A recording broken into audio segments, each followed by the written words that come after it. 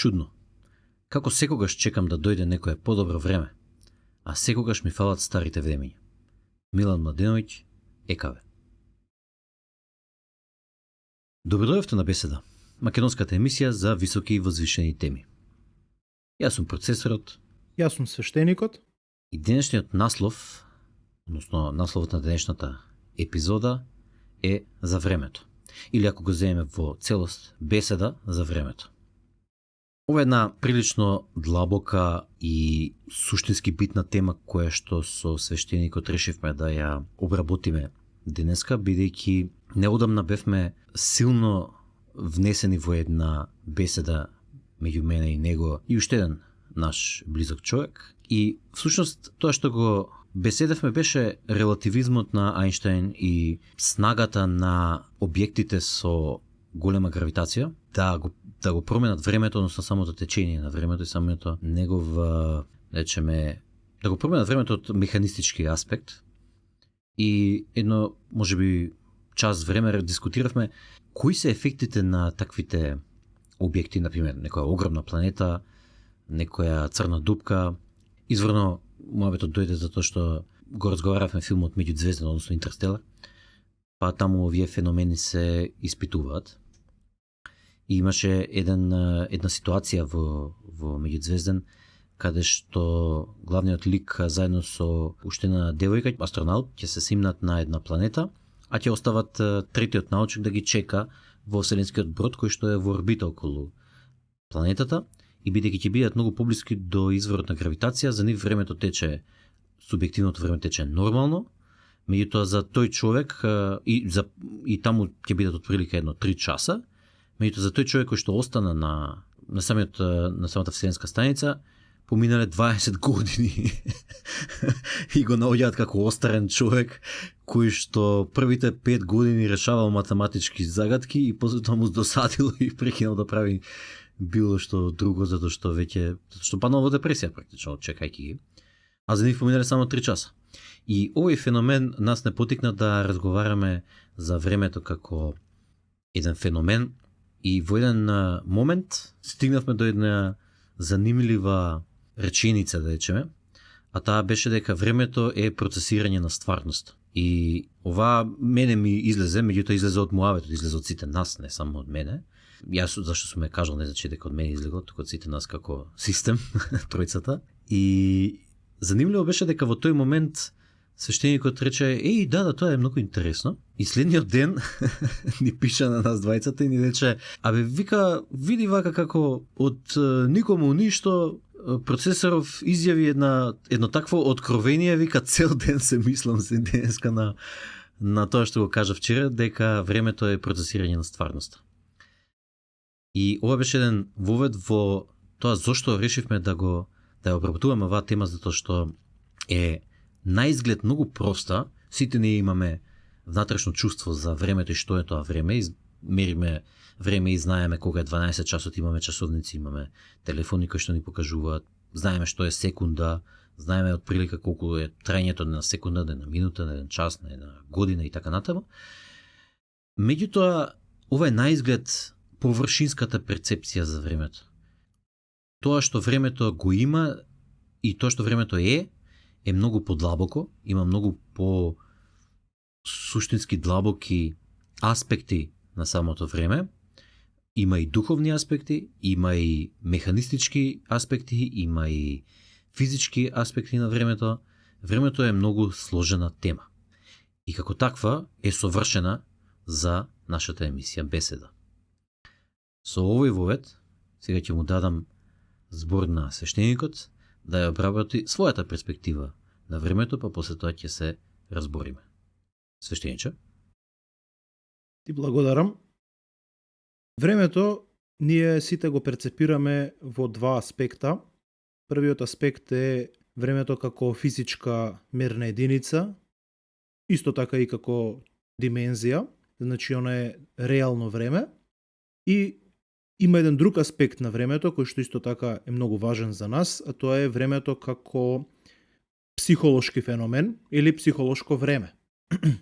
Како физичка мерна единица, таа е, како што ти убаво ја објасни, меѓутоа исто така и како димензија, таа е испреплетена со просторот, како еден време просторен континуум, кој што игра голема улога во одвивање на настаните, значи спречува сите настани да се случат одеднаш. Исто така, како составен дел од просторот, игра голема улога во гравитацијата, бидејќи гравитацијата е всушност вдлабнување во времепросторниот континуум, каде што одредено тело со преголема маса или со многу голема маса прави вдлабнување во самиот континуум и другите работи кои што се одделени од него се привлечени од ова големо тело или се привлечени бидејќи има одредено влабнување. Меѓутоа исто така има влабнување и во времето и како што се приближуваме до одредено тело со голема маса, ние всушност нашето време се успорува. Ние всушност се успоруваме, меѓутоа тоа е релативно во однос на некој кој што не е толку блиску до тоа тело. Значи, брзината на времето или самото време е релативно. Зборуваме во времето како реална физичка величина. Јас би сакал повеќе да се задржиме кон психолошкото време, бидејќи тоа е оној аспект кој што има многу големо значење за сите луѓе, не само за луѓе како нас кои што се мислители или пак научниците. Психолошкото време има значење за секој човек. Тоа е игра голем дел и во неговиот идентитет, поврзано е со неговото минато, со неговата иднина, со проекциите за него и така натака. Меѓутоа исто така го содржи и клучот за вистинската среќа и за просветлувањето, бидејќи во себе содржи еден бескрајно мал момент кој што е всушност сегашност. И таа е единственото нешто кое што постои всушност. Меѓутоа, пред да навлеземе во тоа, би сакал накратко да објаснам, можам да кажам, моето животно дело, кое што се нарекува 10 димензии на свеста, и во него објаснувам како свеста еволуира низ 10 димензии кои што се објаснати во теоријата на струните и во М-теоријата. Јас само и давам еден духовен момент, или ја проследувам свеста како таа би еволуирала низ сите овие физички или теоретски пресметани димензии, кои што теоретски постојат. Во четвртата димензија, нашата свест или нашето тело дури, доколку ние би станале 4-димензионални суштества, нашето тело нема да личи како што сега личиме како еден човек, туку би имала форма на еден црв или на една змија, каде што главата на таа змија или опашката, не е важно, меѓутоа еве да речеме главата, е моментот каде што ние се раѓаме, тоа е почетната точка, и крајот на тој црв или опашката е таму каде што ние умираме. Секој сегмент од овој црв, секој пресек од него е всушност секој момент од нашиот живот кога ние го живееме, кој го искусуваме. Создаден е од навидум бескрајно моменти кои што имаат континуитет едно по друго и се причински последично зависни и имаат одреден почеток и носат до одреден дефинитивен крај, кој што во четвртата димензија зависи од нас, зависи од нашите одлуки, меѓутоа ако отидеме нагоре во петата, во шестата, ќе видиме дека не зависи дури ни од нас, туку зависи од можностите и зависи од едноставно оној паралелен избор кој што сме го избрале во петата димензија всушност. Бидејќи петата димензија нема да навлегувам, меѓутоа е не само оној крај кој што ние неминовно ќе го стигнеме овој живот, туку сите можни краеви кои што би можеле да ги постигнеме во овој живот. Додека пак шестата би било сите можни и невозможни и така натака. Тука би запрал, ќе му дам збор на процесорот да ги каже неговите мислења за ова. И за времето. И за времето, да. Види, јас и ти кога ми ја представуваше оваа твоја теорија, мислам дека ти кажав и тогаш, моето внатрешно чувство кога ја слушав беше дека тоа е вистината. Значи буквално е така. Знаеш, тебе ти текнало, меѓутоа тоа е вистината. И баш мислам дека и во некоја од епизодите спомнав дека тоа дефинитивно можеш да го завршиш и да го објавиш како труд, затоа што во него има многу вистина. И она што го зборувавме во нашата емисија со гостинот писателот, беше, нели, дискутиравме околу тоа во една од деловите на емисијата, дискутиравме дали создаваштвото е нешто кое што, односно приказните, дали се нешто кое што го откриваш или го создаваш ти на вистина. И јас повеќе држав страната на тоа дека повеќе ги откриваш приказните. Може на различен начин ги пишуваш, меѓутоа тие се веќе запишани во структурата на стварност, нешто во таа смисла. И мислам дека тоа што го правиш ти со овој труд е буквално откривање на структурата на стварноста, изразено во човечки ограничени зборови, изрази, концепти и слично. Сега, Ти благодарам. Тоа многу ми значи. во секој момент. Сега, ако може би на некој од нашите следачи не му е јасно што е са овој црв, што точно сака да каже, тоа може да се објасни, нели, како што кажа ти, секој сегмент е практично еден момент од животот на некој човек и дека почетокот на црвот е кога сме се родиле, кога сме настанале како нешто засебно, и крајот на црвот е кога прекинуваме да бидеме нешто засебно, а се меѓу тие се онакви, како да кажам, прстени кои што се меѓу себе поврзани целосно и кои што практично ги представуваат сите засебни моменти. И тоа мислам дека директно се судира со нашата секојдневна перцепција на времето како нешто кое што е сега и кое што едноставно е само во сегашноста, без разлика. Ние сме имале можеби минато, се надеваме дека ќе имаме ваква или таква иднина, меѓутоа во стварност ние живееме само во сегашноста, па тука би го кажал духовниот аспект на на времето, а тоа е, нели, она што и Екарт Тол го обработува, ама и не само Екарт Тол, туку и во даоизмот се обработува и во будизмот, а тоа е сегашниот миг. Според нив, особено во будизмот, ние сме замаени, маја имаме, дека всушност дека постојат иднина и минато, а всушност постои само сегашност, и кога ќе го видиме тоа, ќе увидиме дека нема ни его, нема ни јас, нема ни нешто што е одделено од другиот дел на стварноста, туку дека се е тоа една истата работа. Тоа е просто само една динамика на работи кои што се течат, едно течение на работи кои што се извршуваат и нема разлика помеѓу нас и остатокот од стварноста.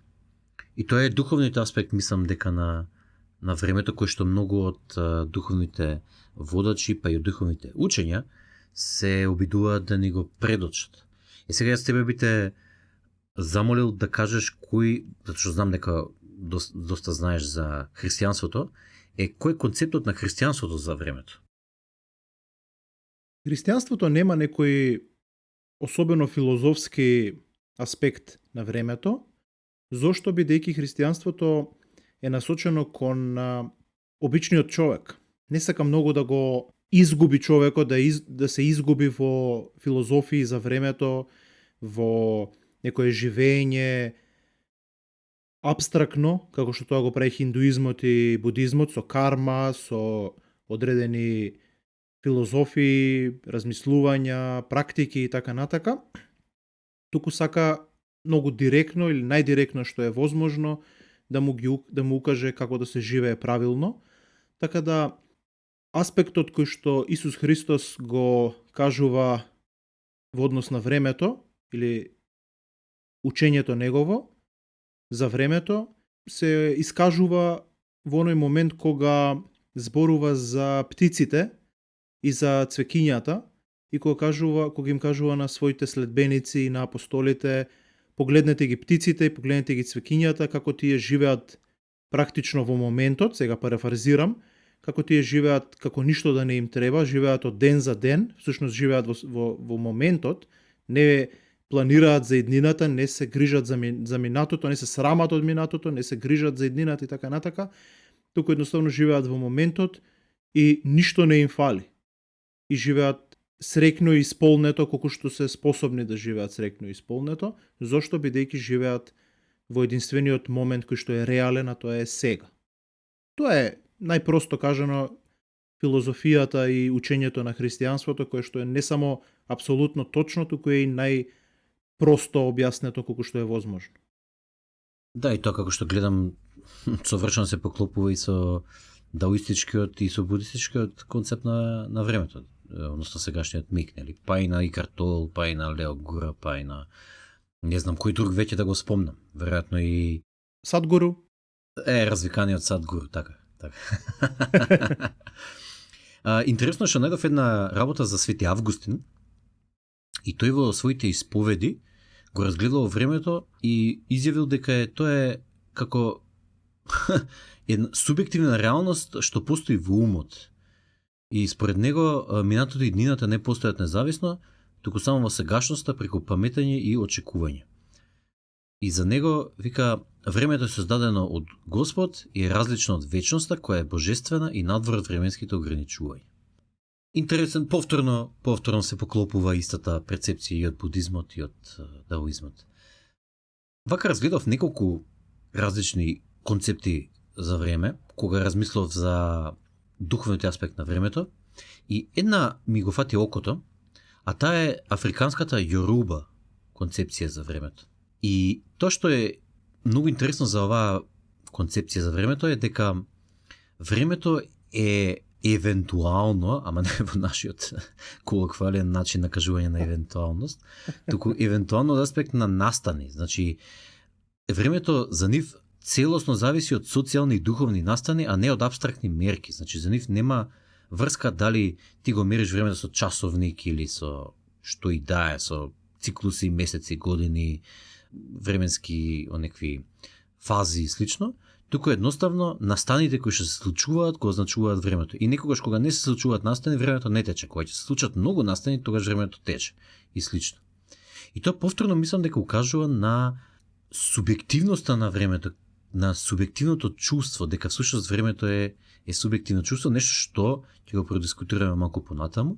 Меѓутоа многу ми фати околу оваа идеја на време.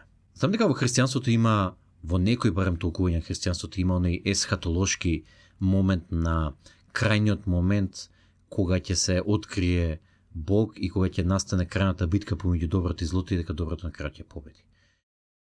Бидејќи има крајен момент, тоа значи дека има време и сега не е крајниот момент, ќе дојде некогаш во иднината, нешто во таа смисла. Значи има можеби некој концепт за време, ама од друг аспект па веројатно и нема, затоа што можеби тоа се мисли на битката самиот во себе си, која што секогаш и во секој момент можеш да ја победиш, да речеме. Секогаш можеш да го победиш злото ако му се препуштиш целосно на Бог и тогаш ќе сватиш всушност дека нема време. Сега, ова се неколку духовни аспекти, мислам има и други, не знам, спомнавме будистички, хиндуистички, спомнавме таоистички, африкански Йоруба, а на Свети Августин, меѓутоа има и мајански концепт, зороастрски концепт, джаинистички концепт, абориджински и исто така и философот Хајдегер во Битие и време го анализира времето како феноменолошка перспектива, како нешто субјективно. И сега, ова се духовните аспекти на времето. Јас во моментов работам на една теорија, за сега е работен наслов и е временска далекосежност, а тоа е работам на аспектот на моралниот, етички, односно аксиолошки аспект на времето и на поврзаноста помеѓу времето и вредноста. Во смисла, колку нешто подалеку во времето или во иднината се обидува да досегне, толку поголема му е вредност. И сега ќе дам неколку примери. Тоа што сакам да кажам е дека времето е всушност крајната мерка за тоа што е вредно. Од морален, етички, односно аксиолошки аспект. И обично не се мисли на работите од овој аспект, во моралот и во етиката, се мисли во однос на други работи, меѓутоа тоа што јас мислам дека го имам, што ми се има откриено како откровение, е дека всушност времето е мерката за тоа што е навистина вредно. И сега ќе кажам неколку примери од тоа. Кога имаме, например, некој алат или некој уред, телефон, за нас тој уред повеќе вреди колку подолго може да работи. Ако побрзо се расипе, помала вредности. Или, кога купуваме стан во некоја зграда, за нас вредноста на тој стан е силна или директно е врзана со тоа колку може да трае тој стан. Ако идејата е дека тој стан, например, таа зграда не е изградена како што треба, па може да се сруши за 3 години, незината вредност и вредност на тој стан на пазарот ќе падне многу, ако таа информација се знае. Значи, колку подолго трае некој стан, толку поголема цена може да има. Повторно, неговата вредност е врзана со времето. За да се префрлиме на друго. Гените. Гените се обидуваат да се ископираат за да го победат хаосот и да останат како копии во иднината. Односно, во сегашното да се ископираат за да можат да продолжат во иднината до бесконечност. Или нивната надеж е дека ќе продолжат до бесконечност. И сега, оние гени кои што се подобри во оваа задача, да се копираат и да оставаат други копии кои што ќе остават други копии, кои што се способни да оставаат копии и да го победуваат хаосот во иднината, се повредни од тие кои што се помалку способни исто да го прават.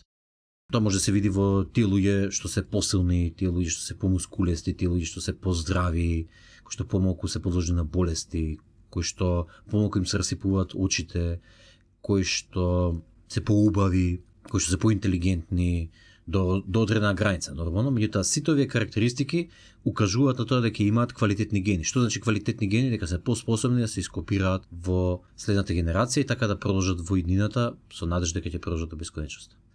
И ова се неколку примери кои што укажуваат на тоа дека има поврзаност меѓу времето и вредноста. Односно, оваа временска далекосежност што јас би ја нарекол, е тоа дека времето е вистинската мерка за се што е вредно. Што би коментирал ти на ова, свештениче? Апсолутно интересно. Мислам дека тоа е труд кој што сакам да го прочитам. Поготово интересно е размислувањето за гените, меѓутоа сега како што објаснуваше, недов една забелешка во тоа што гените не само што се копираат, туку во исто време тие и се менуваат, така да тоа не е чисто копирање, туку тие се комбинираат. Првен се рекомбинираат самите во себе, па потоа се комбинираат со гените на партнерот и со текот на времето, 1, 2, 3, 5, 10 генерации, тешко е да се најде, тешко е да се види, да се најде тој истиот оригинален ген кој што потекнал пред 10 генерации, туку тој е доста видоизменет, многу изменет и не е едно просто клонирање, така да претпоставувам дека тука не е само аспект на продолжување на животот или една вечност, туку и на адаптација, менување низ призмата на времето. Како што тече времето да опстоиш, меѓутоа и да се подобриш, и да се измениш, и да еволуираш. Тоа би било мојот краток коментар, иначе мислам дека самата идеја, самото размислување е гениално. Тоа е тоа. Да, кога ќе биде трудот ќе ти го дадам да го прочиташ, па и може и ќе го презентираме во емисија, зашто не. Сега, во врска со твојот коментар, се согласувам. Значи, тоа што го спомна ти е практично идејата на Насим Никола Сталев за противкршливост. Нешто што под надворешни притисоци не само што е отпорно, не само што не се распаѓа, туку и се прилагодува за да стане појако. И практично таа рекомбинација што гените ја прават е со надеж дека новите единки кои што ќе произлезат од рекомбинацијата ќе бидат уште поспособни да се снајдат со нивната околина, него ли тие што биле пред нивните родители, односно предци. Така што се согласувам, значи и аспектот на рекомбинација е дел од стремежот кон бесконечност.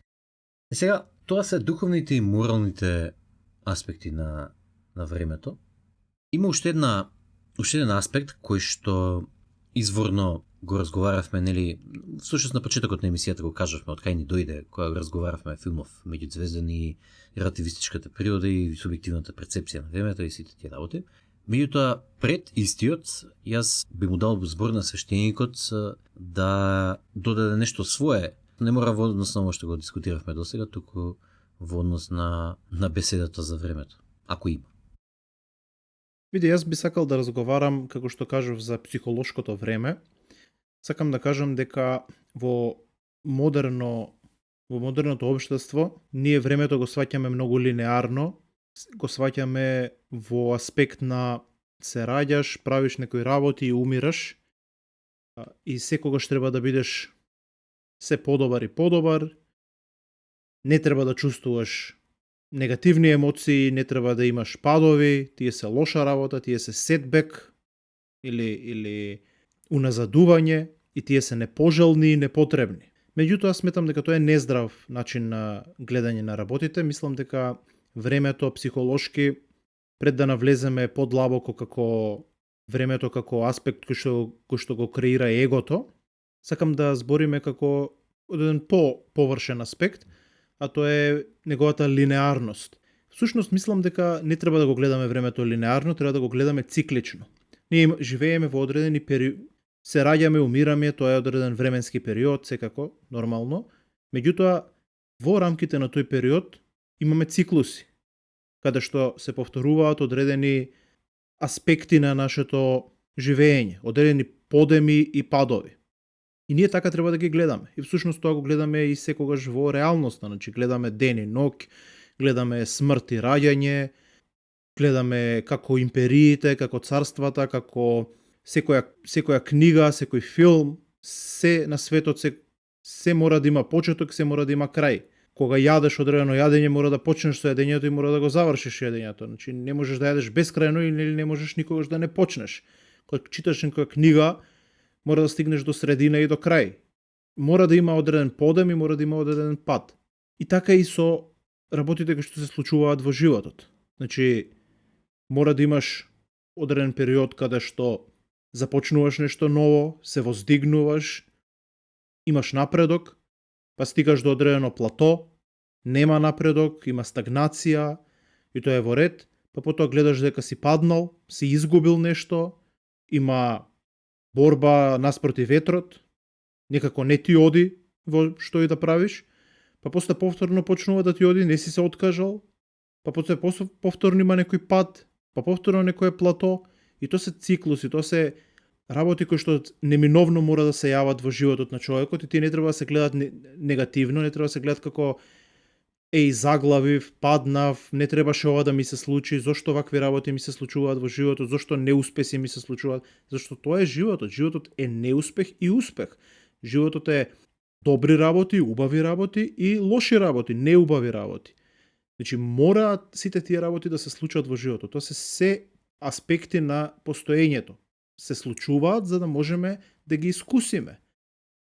Ние сме еден вид на наблюдувач, на гледач, на уживач во таа уметност која што е животот.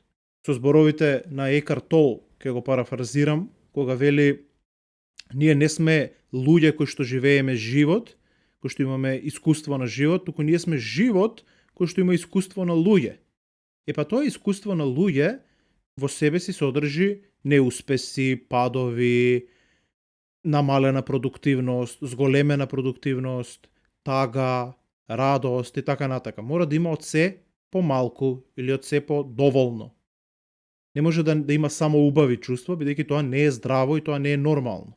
И тоа луѓето не се наменети да бидат такви и нема никогаш да бидат такви. Ние треба да го сватиме, што значи човечки живот и да ги гледаме тие работи за нормални. Да уживаме во нив или во најмала рака да ги прифатиме. Прифаќањето е всушност заљубување во човечкиот живот. Прекрасно, таа изјава на Екарт Тол е просто брилјантна. Тоа би рекол.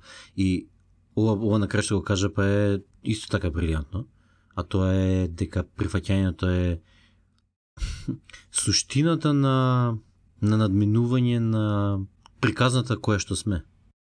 Кога ќе почнеме да прифаќаме се, кога ќе прифатиме се, не ќе почнеме, кога ќе прифатиме се, тогаш веќе сваќаме дека нема никаква разлика помеѓу нас и се оно што е друго, бидејќи тоа е едното исто, ние сме истата работа.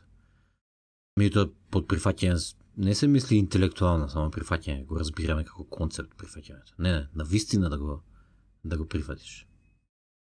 И тоа е тоа што го кажуваме како просветлување. Фактично. Прифаќање на се. И Интересно е дека најдобриот начин кој што го открив јас при медитација, за самата медитација, е да седиш и буквално да прифаќаш се.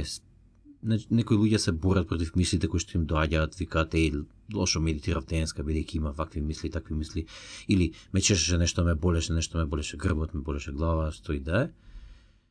Меѓутоа, вистинскиот начин на медитација е едноставно да седнеш и да медитираш, без разлика што и да се случува, дали ти звони телефонот, дали те чеша нешто, дали што и да е, да го прифатиш тоа апсолутно. И интересно е дека ова на почеток, кога почнуваш да медитираш, ова е, да речеме, најдобриот пристап според мене да медитираш, односно со прифаќање на се, меѓутоа сепак да ги поминеш тие минути, например 25-30 минути во медитација.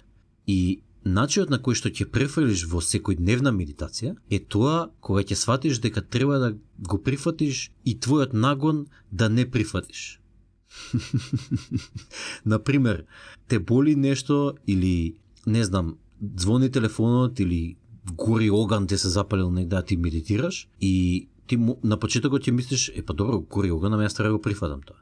Меѓутоа, ако ќе сватиш дека треба да прифатиш дека може и да не го прифатиш тоа, тогаш ќе ја префрлиш медитацијата во секојдневното живење. И тогаш ќе одиш да го гасиш оганот додека медитираш, зашто го прифаќаш и оганот, меѓутоа го прифаќаш и твоето гаснење на оган. И твоето реагирање на истото. И кога ќе прифатиш се, тогаш ќе сватиш дека тогаш настанува мирот, всушност, тогаш настанува тишината. Тогаш тишината доаѓа со тебе. И мислам дека тоа е она што го кажуваат во христијанството, и Џордан Питерсон тоа неколку пати го кажува, го напоменува, а тоа е да чекориш заедно со Господ. Односно да биде присуството Божјо постојано со тебе. Што мислиш за тоа? Апсолутно се согласувам. И тоа е всушност, кога ќе размислиш, тоа е надконцептуално живење. Оно што цело време трубиме ние. Не само да го прифатиш оганот, туку да го прифатиш и неговото гаснење. Што се всушност два контрадикторни моменти, или звони телефонот, да не бидеме толку радикални, нека биде некој попрост пример. Звони телефонот, можеш да останеш и да се јавиш, меѓутоа во исто време можеш и да не се јавиш. Можеш да медитираш додека збориш на телефон. И така натака. Или можеш да не се јавиш, меѓутоа и да не медитираш. Сите моменти се отворени, се е возможно да се случи и така натака. Меѓутоа, можеш да правиш некои работи без да се изгуби нивната контрадикторност. Можеш да живееш во контрадикторноста, како? Со тоа што ќе ги прифатиш и двете екстреми дека можат да живеат во исто време. Можат да постојат во исто време. Сега, мислам дека суштината на оној момент, на оној елемент во нас кој што одбива да ја прифати дуалноста или недуалноста, одбива да ги прифати она спојување на контрадикторностите, е всушност егото. Егото е, како што изборевме јас и ти пред да почнеме да ја снимаме оваа епизода, егото е всушност она алатка која што ние како луѓе, како што знаеме, само ние ја поседуваме, и тоа е единствената алатка која што ја имаме за да можеме да бидеме свесни дека постои објективност и субјективност. Животните не го знаат тоа, другиот живот или неживата материја не е, таа постои само во објективно постоење. Или незината субјективност е претопена во објективност. Кај нас има јасна одвоеност или полујасна одвоеност помеѓу јас, она што се случува внатре во мене, и она што е надвор од мене. Меѓутоа, тоа е илузија. Тоа вистински не постои. Не постои внатре и надвор, туку се е едно. Меѓутоа, егото е алатка која што ни помага за да ги одвоиме овие две аспекти, за да може да ги разбереме. Ако ние не ги одвоиме, не можеме никош да ги разбереме. Тие ќе бидат претопени и нема да може да се создаде субјективност и објективност, и нема да може да се учи, не може да може да се направи споредба. Меѓутоа, ова е еден гениален метод кој што за мене може да кажеме доказ дека постои одредена интелигенција во универзумот, бидејќи колку голема треба да биде една интелигенција за да сака да свати нешто и не го сваќа со тоа што го наблюдува од страна, туку во самото нешто кое што сака да го разбере, да го свати, прави одвојување за да може самото да се свати себе си. Тоа е потребно е многу гениално само да ти текне на таква можност. Обично ние секогаш кога сакаш да разбереш некој предмет, го гледаш оддалеку, го гледаш, го испитуваш, го сечеш и така натака. И тоа никогаш не ти текнало да направиш начин каменот сам да се разбере себе си или предметот сам да се разбере себе си и така натака. Ова се веќе метафизички концепти. Меѓутоа, како што кажавме, егото е таа алатка. Егото е алатка која што ни помага да се одвоиме од реалноста за да ја разбереме. Меѓутоа, во исто време е и многу голем проблем, бидејќи ги заматува работите, илузија е и ја создава онаа илузија дека постои одвоеност помеѓу внатрешноста и надворешноста. И таа одвоеност, сушност, нас ни создава несреќа. Тоа е тој момент кој што создава страдање. Сега, како тоа се манифестира? Се манифестира главно на два начина. Едниот начин е идентитетот, а вториот начин е времето. Овие два начина се споени, се многу преплетени, меѓутоа денес да се задржиме на времето. Значи, чувството дека немаме време не доаѓа од самото време, бидејќи тоа е вечно, туку доаѓа од егото. Егото е оној дел од нас кој што цело време живее во иднината или пак живее во минатото. Значи, или живее нахрането од целите, од достигнувањата, од онаа фраза ќе биде подобро кога ќе стигнам таму и таму, кога ќе го добијам тоа и тоа, одредени проекции кои што го крадат сегашниот миг и исто така го има и оној момент на каење за минатото или копнење за да се повтори нешто што било порано и така натака, кој што исто така живење во фантазија, живење во илузија, живење во некоја си конструкција која што ние сме ја создале за како било порано, дали било така, дали било убаво, дали не било убаво и така натака. Значи, иднината и минатото се всушност симптоми на нашата одвоеност од реалноста. А реалноста е сегашниот миг, бидејќи тоа е она кое што секогаш постоело. Значи, ние обично легнуваме да спиеме, стануваме и почнал нов ден. Меѓутоа не почнал нов ден. Ако останеш буден една вечер, ќе видиш дека не се ресетирало ништо, туку едноставно моментот си продолжил. Константно има продолжување на истиот момент. И тоа се случува 14 милиарди години. 14 милиарди години е само еден момент. Кога длабоко ќе го разбереме ова, кога ќе го почувствуваме, кога ќе го внесеме во нашите искуства, искуствено ќе го живееме ова, тоа според мене се вика просветлување или барем хармонично живеење. И во тој момент ние веќе нема да се каеме за минатото, нема да живееме во минатото, нема да копнееме за минатото и нашите цели за еднината нема да бидат услов за нашата среќа, туку ќе бидат нешто кое што го правиме за да може да си го оствариме целите во животот. Меѓутоа, тие цели нема да бидат услов за нашата среќа. Брилијантно, мислам, тоа е тоа што го кажуваат духовните учители и гуруа. Веќе пена им фати, јазикот им се поду од кажување на истото и ти едноставно не влегува во глава. Никако да ни текне некако. Да. Па види, не може да не влезе во глава затоа што егото го препознава, подсвесно, несвесно, го препознава тоа дека е опасност по него и бега од него. Бега од тоа сознание. Да, егото е многу лукаво. Да, лукаво е, да. Па всушност егото е изворот на лукавиот или лукавиот го создал егото или не знам како и било да го кажеме. Мада во исто време, нели, како што рече и ти, универзумот, односно Господ си го создал егото, односно поседноста, за да може да се свати себе си од внатре, за да може да се види. Практично ние сме алатката на универзумот за да може да се разбере самиот себе си, нешто во таа смисла. Единствениот начин како да се разбере да се одвои, да не создаде нас како наизглед одвоени нешта, луѓе, посебни свештеники од процесорот, тие што нас слушаат седно, кои што демек се посебни и нешто гледат од својата перспектива и само таа ја имаат и другите перспективи не може да ги имаат и од тој аспект да бидат одвоени од остатокот од стварноста и така да може да ја видат таа стварност како нешто посебно, кое што може да се види, да се разбере, да се запамти, да се проникне, наместо да биде цело време во хармоничен флукс со истата стварност. Бидејќи тогаш нема разлика помеѓу процесорот и стварноста и тогаш процесорот не постои. Мислам, и постои и не постои. Се едно е во основа.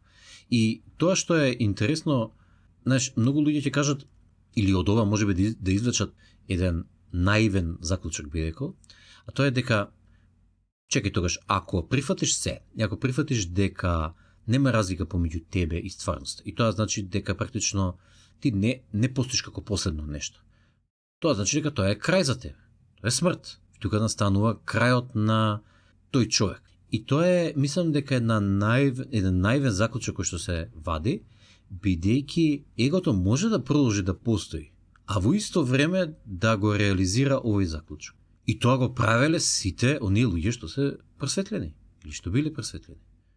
Тие продолжиле да постојат, тие продолжиле да функционираат во светот, тие продолжиле да се обрнуваат кои ќе ги викнале по име. Екарт толку ќе му викнат Екарт, тој се врти, ама тоа не значи дека тој е мртов. Тој продолжува да постои како Екарт толку како личност, меѓутоа неговото его сфатило дека може да продолжи да постои, а во исто време да свати дека не е различно од се друго, дека не е одвоено од се друго. И практично ми текно дека порано дискутиравме јас и ти дека јас тврдев дека има два начина на просветлување. Едното е овој начин, да дур си жив, да се просветлиш, да сватиш дека не си одвоен од ништо и да прифатиш се, а другиот начин е да умреш. Кога ќе умреш, мора да се просветлиш. Тоа е. Зашто по природата нешто ќе те снема и ќе прикнеш да постоиш. Сега, времето, ти кажа, дека сакаш да дискутираме психолошкиот аспект на времето. Односно, оној субјективен, внатрешен аспект на времето. Тоа и го правиме. Тоа, да, го правиме. И мислам дека тоа многу се поклопува со една работа која што ја тврдам од кога го имав откровението, ја тврдам подолго време, а тоа е дека секое едно нешто кое што постои, било камен, куќа, планина, планета, свештеник, процесор, што и да е, секое едно нешто кое што постои, има свој внатрешен и свој надворешен аспект. Барем овие два аспекта ги има. Може има и поеќе други, меѓутоа овие два засигурно ги има, според тоа што јас го сметам и го тврдам. Внатрешниот аспект е субјективноста. Како е да се биде тоа нешто? Од внатре. Како е да се осеќаш како процесорот, односно свештеникот, односно тој што не слуша се. Или како е да се биде маса, ама од внатре, како чувство, како доживување, како искуство. Како е да се биде куќа, како е да се биде планина и така натаму. Како е да се биде верверичка, се едно. Тоа е внатрешниот аспект, субјективниот, односно душевниот аспект. Тоа е душата, практично, односно светиот дух. А надворешниот аспект, кој што е напореден со ова, е објективниот, односно материјалниот аспект. Како е во објективност? Например, јас не сум свештеникот, на изглед, бидејќи сме едното исто, ние сме Господ, како и вие што не слушате, меѓутоа во оваа моја перцепција на процесор, јас не сум свештеник. Јас сум одделен од него, јас не знам кога ќе оди да патува некаде, јас, иако немам тоа искуство, он може да ми го раскаже, ама не го имам како искуство. Не знам како е да се биде свештеникот од внатре од него, како искуство. И он не знае од мене. Тоа е заради тоа што јас свештеникот можам да го видам како нешто објективно, можам да го допрам, можам да го видам, сончевите зраци се одбиваат од него и така натаму. Меѓутоа неговата субјективност ја немам. Јас ја имам само мојата субјективност, одnosno внатрешност. И овие два аспекта на било нешто што постои, било кој ентитет, било кој нешто што постои, се целосно поклопени меѓу себе. Тие се всушност едната иста работа. Внатрешноста и надворешноста се целосно поклопени. Пример, имаме мозок. Мозокот внатре во себе го има умот, не само во мозокот, ама да речеме дека голем дел од умот и едно его на еден човек седи во мозокот, а надворешно можеме да мериме и да гледаме невротрансмитери и други процеси кои се случуваат во објективен аспект, меѓу молекулите, меѓу атомите, на квантно ниво и така натаму. И тоа што ќе го забележиме е дека тоа што умот го има како внатрешно искуство и перцепција, апсолутно целосно се поклопува со објективните аспекти на како се движат невротрансмитерите и објективните, како кажам, составни делови на истиот тој мозок. И ова практично укажува на тоа дека секое едно нешто има надрешност и надворешност и тие се целосно поклопени. Тие се истата работа, не само што се поклопени, туку тие се истата работа како само два различни аспекта на постоењето. Дали би скоментирал ти нешто? Се согласувам. Ова е доста длабока тема. Тука доаѓаме до одредени перспективи каде што времето може да ни биде и алатка за достигнување до сингуларитетот, кога ќе разбереме дека времето е она кое што, да речеме, темпорално не одвојува еден човек од друг во овој момент и во ова време, во оваа секунда и во оваа локација сум јас, меѓутоа во друго време и во друга локација е некој друг човек. Може, сега јас нема да губам време да ги објаснувам логичките чекори едно по друго, бидејќи потребно е многу време за тоа, меѓутоа само ќе кажам дека може да се стигне до одреден момент каде што ќе се увиди дека ако присуството во одредена локација и во одредено време те креира и те создава тебе да бидеш тоа што си, и секој друг човек може да му се случи истото, ако се наоѓа во истиот сплет на околности, на истото место и во истото време, тоаш можеме да разбереме дека ние сме всушност еден организам. И повеќе од тоа не сме само еден организам, туку сме едно нешто. Всушност, ние сме едно нешто кое што функционира на бескрајно или во бескрајно моменти, различни моменти и во бескрајно различни точки во просторот, и поради тоа ние сме навидум различни. Меѓутоа, ако сме во иста локација и во исто време и во ист континуитет на време и локации, ние всушност ќе бидеме еден организам, едно нешто, ќе бидеме исти комплетно. Но бидејќи не сме, ние сме различни. Што значи дека во нашата суштина нема нешто кое што е различно. Ние сме исти. Меѓутоа, она кое што не менува е времето и просторот. Пака како што разговараше, ми тикна на еден цитат, па го побарав од К.С. Луис, што многу се поклопува со твојата теорија за димензиите, особено со димензија 4, 5 и 6. Вика вака: човековите битија изгледаат како поединци, бидејќи можеме да ги видиме како шетаат наоколу како поединци. Но сепак ние сме така создадени, способни да го видиме само сегашниот миг. Да можеме да го видиме минатото, призорот ќе ни изгледаше различно. Оти било време кога секој човек бил дел од неговата мајка и уште порано дел од неговиот татко. Тај кога бил дел од неговите дедовци и баби. Ако би можел да го видиш човештвото протегнато низ времето, како што Господ те гледа тебе, тоа ќе ти изгледа како единствено нешто кое расте, како многу сложено дрво. Секој поединец ќе се изјави како поврзан со секој еден друг. Брилијантно. Брилијантно, меѓутоа интересното е што јас никогаш не сум ја прочитал овој цитат, а толку многу добро се вклопува со мојата теорија за свеста, каде што јас сум ти кажал и на тебе, каде што јас во петата и во шестата димензија човекот го гледам како едно дрво, како еден вид на грмушка или дрво кое што има еден почеток, а тоа е моментот каде што тој се родил, а сега зборуваме за шестата димензија, а неговите краеви се сите возможни краеви кои што можат да му се случат во овој универзум. Овој цитат мислам дека е од неговата книга Христијанство, кај да се преведуваат само, би рекол просто или едноставно христијанство. На англиски е Mere Christianity. Ја имам таа во превод и ќе ти ја дадам да ја прочиташ, затоа што мислам дека е многу добра книга. Тој е, мислам, морален философ, ама христијански. И мислам дека ќе ти се допадне. Да, обавезно сакам да ја прочитам.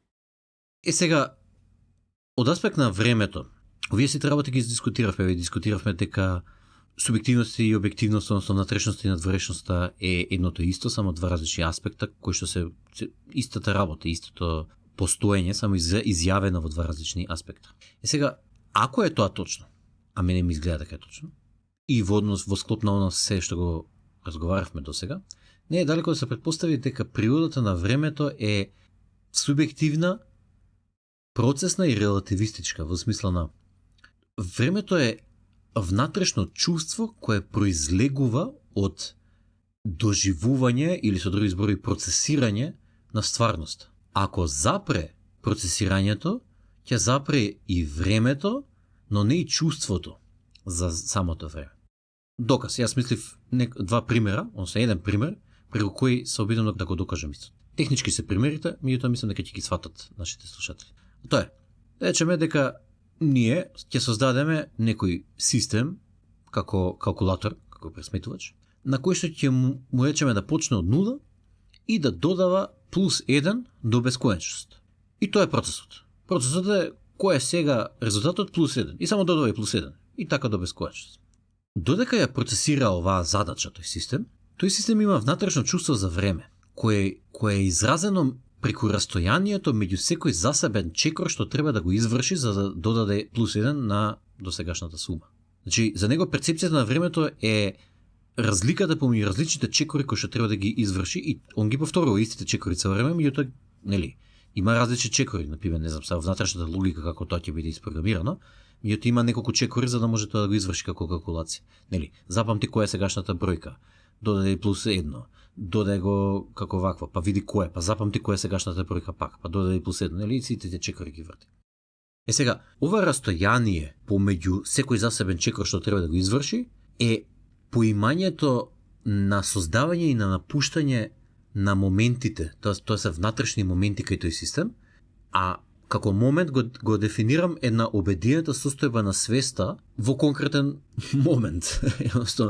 Ако која што има конкретна констелација на составни дели, значи во овој момент е вака, при овој чекор е вака, во следниот чекор е така, во третиот чекор е така, во четвртиот чекор е така, и сите овие се како обединети констелации, конфигурации на свеста, и тоа е секоја тие обединети состојби е момент. Од кај ми доаѓа ова е од една теорија на флотена информација на Джулио Тонони, меѓутоа нема се расплинувам во таа теорија. Се надам дека ќе имаме можност во иднина да ја обработиме подлабоко оваа, затоа што е многу занимлива теорија за информацијата и за свеста како вплутена информација.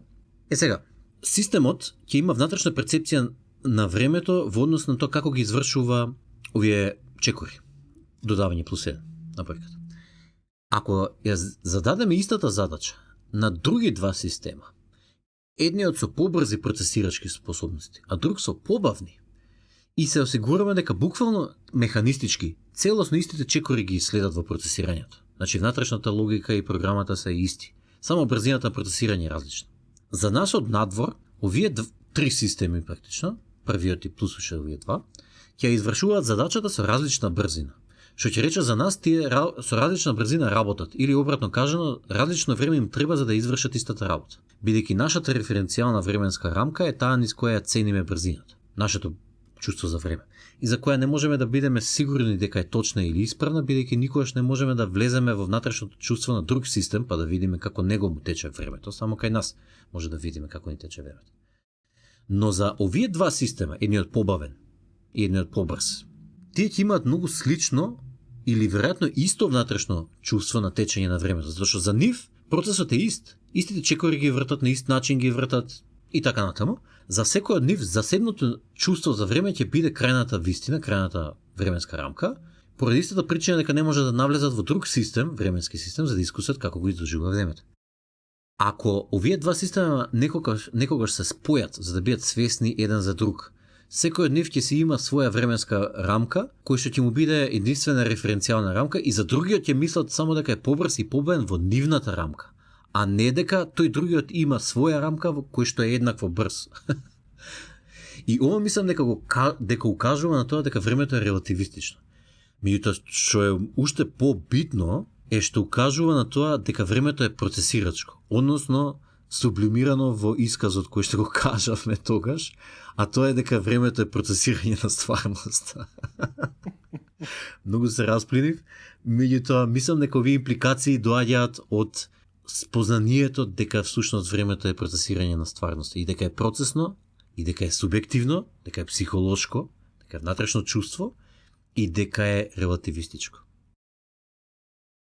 Ова е гениално разлагање на еден многу висок и комплексен концепт. Меѓутоа исто така мислам дека ти го размислуваш ова со цел да оправдаш твоето континуирано каснење, кога секогаш ќе се договориме јас и ти да да се видиме некаде или да седнеме на кафе или на пиво.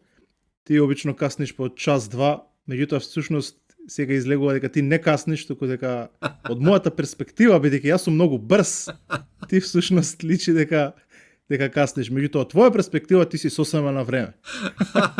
Знаеш што, сега ќе ти кажам што се случило. Тоа ми беше дел од вториот пример, а тоа е дека, например, ако го паузираш било кој од овие системи, го паузираш и не процесира веќе. Тоа што ќе се случи за него нема да прекине да тече времето. За него внатрешно чувство е продолжува, мислам, тоа е внатрешно чувство е исто. Меѓутоа тоа што ќе се случи е дека кога ќе го отпаузираш после некое време, за него ќе се случи тоа дека тој систем останал во минатото како негова перцепција, односно самиот се околу него, околината отишла во иднината. Многу брзо се испротискала, скокнала во иднината. Имала еден скок во иднината. И всушност тоа се случува со мене, практично ти си отишол во иднината, многу брзо си стигнал, а јас сум останал во минатото. Разбираш, уште немам време, уште треба да стигнам. Ете, сега го имам објаснувањето и веќе не мора да се нервирам додека те чекам, бидејќи ја знам како функционира сега реалноста. Знаеш како викаат, дај му време на времето. Има еден графит во Скопје. Па, свештениче, може да заокружиме тука негде. Да, може да заокружиме. Има уште многу што да се зборува тука на времето и се надам дека повторно ќе ја посетиме оваа тема, затоа што има многу импликации, многу заклучоци може да се извлечат од неколку прости спознанија и откровенија се откриваат многу заклучоци кои што не можеме сите да ги обработиме тука, дури се надевам дека не им здоседив на нашите следачи со овие образложенија и со беседи, бидејќи се обидувам да го објаснам на најобјаснив можен начин за да може да биде сватен или разбран од нашите следачи во некои детали кои што можеби не им биле јасни и се обидам да ги покриам, меѓутоа можеби е повеќе неголи што е треба. Меѓутоа небитно. Денеска нашата тема беше беседа за времето. Покривме, мислам дека 3 главни аспекти на времето, а тоа е едниот духовен аспект, едниот морален, етички, односно аксиолошки аспект, поврзаност на времето и вредноста, односно тоа што го нарекувам временска далекостежност, и процесно-психолошко релативистички аспект, односно психолошкиот аспект, кој што го разговарахме со свештеникот во детали. И интересно беше што беше неминовно да скокнеме во некои аспекти на духовните учења, на медитацијата, кои што се поврзани со сето ова, затоа што кога ги читаме духовните учења, например будистите на Буда и така натаму, сваќаме дека тие си давали своји теории и на времето. Сакале да ни кажат нешто и од аспект на времето. Сакале да ни кажат од аспект на механистичноста на универзумот. Меѓутоа го кажувале на свој начин, тогаш, со тие зборови, со тие изрази и концепти кои што ги имале тогаш, и тие можат лесно да се занемарат како не он збори само за духовни аспекти, напуштање на стратанието, прифаќање и така натаму, меѓутоа има многу силни импликации во тоа како се разбира времето и во тоа дека има психолошки аспект на истото. Тоа е сижето и сега ќе му давам на свештеникот да каже некои практични и прагматични совети во однос на времето.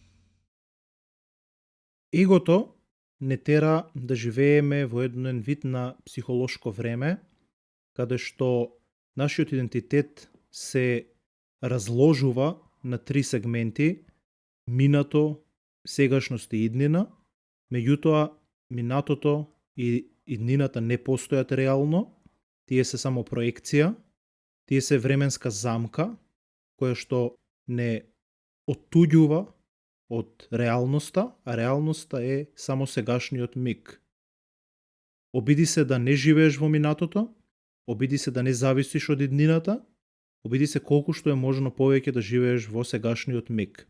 Тука лежи тајната на среќата и на исполнетоста и на вечниот мир. Времето е ништо друго освен брзина на процесирање на реалноста. Процесорот.